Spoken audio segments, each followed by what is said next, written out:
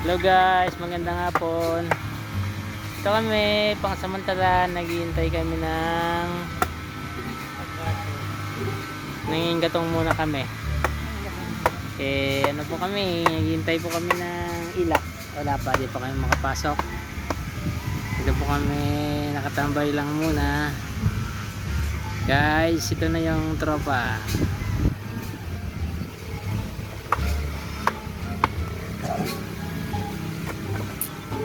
Yan po sila kay Lata.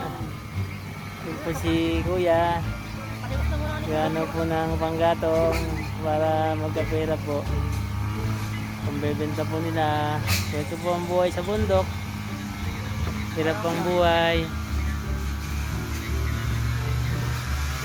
Pero nakarami na po si Kuya.